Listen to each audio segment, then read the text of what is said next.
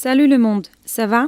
C'est encore nous le peuple d'Israël, un pays si petit qu'on peut à peine écrire son nom sur la carte du monde, et qu'il faut pour l'écrire sur la carte empiéter sur la mer ou sur un pays voisin. Le seul pays dont disposent les Juifs où ils sont libres de parler leur langue sans crainte ou hésitation, de vivre leur vie et d'être à l'abri d'un autre génocide comme ils en ont subi il y a près de 70 ans. Juste un petit rappel, car vous avez tendance à avoir la mémoire courte. Le pays qui, depuis sa création, il y a plus de 60 ans, a consacré ses capacités technologiques, scientifiques et son esprit d'innovation pour le bien de la population mondiale. On a juste une toute petite demande pour vous. Mais pas d'inquiétude, on sait que vous êtes déjà occupés par les problèmes de réchauffement climatique, le prix du pétrole et la crise économique. Vraiment, on comprend. Et on ne vous fera pas perdre votre temps.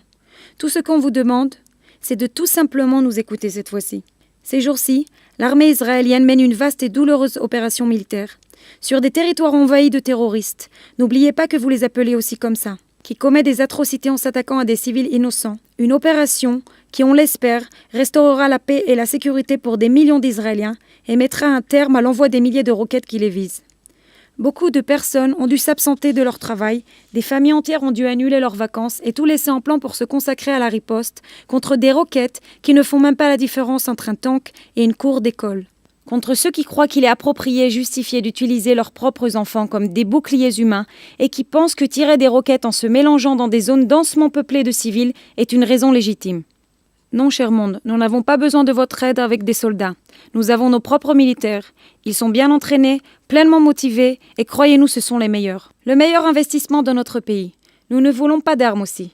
Nous développons nous-mêmes les nôtres et investissons des milliards chaque année dans la technologie la plus avancée pour s'assurer que des enfants innocents ne soient pas blessés. Et nous avons mis des moyens importants de prévention et de défense avec notre dôme de fer entre autres.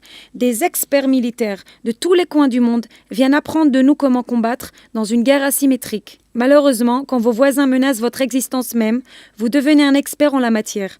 Nous n'avons pas besoin non plus de votre support et de vos commentaires si c'est trop difficile pour vous. Même si ce serait appréciable. Mais nous comprenons que vous dépendez du pétrole arabe. Et ne perdez surtout pas vos copains qui portent la kafia sur la tête et qui ont la main libre sur le robinet du pétrole. Nous savons tous que cela peut faire monter le prix de l'essence. Ne vous dérangez pas.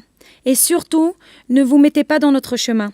Vous savez pertinemment qu'aucun pays n'accepterait que leur zone de population soit sous le feu d'attaques vicieuses de roquettes jour et nuit, et qu'aucun pays n'accepterait que d'innocents enfants doivent vivre dans des abris où vous disposez seulement de 15 secondes pour y arriver et tenter de sauver votre vie. Alors pourquoi un pays aussi petit que la taille du New Jersey devrait l'accepter ?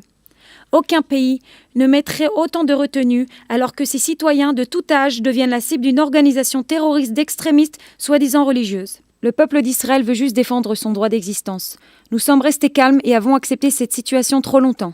Mais le silence est assourdissant, comme vous le savez probablement, cher monde. Vous avez gardé le silence sur les tragiques massacres de masse en Syrie, les violations des droits de l'homme en Chine, la suppression des droits des minorités et des communautés LGBT en Russie. Et bien d'autres. Mais pour certaines raisons, quand il s'agit de ce tout petit spécifique pays qui se trouve en partie entre la terreur et l'Occident civilisé, soudain vous avez des tas de choses à dire ?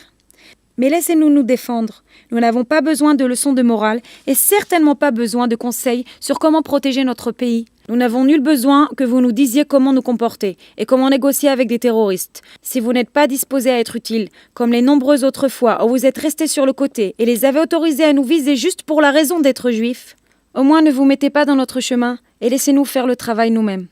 Merci. Sincèrement, le peuple d'Israël.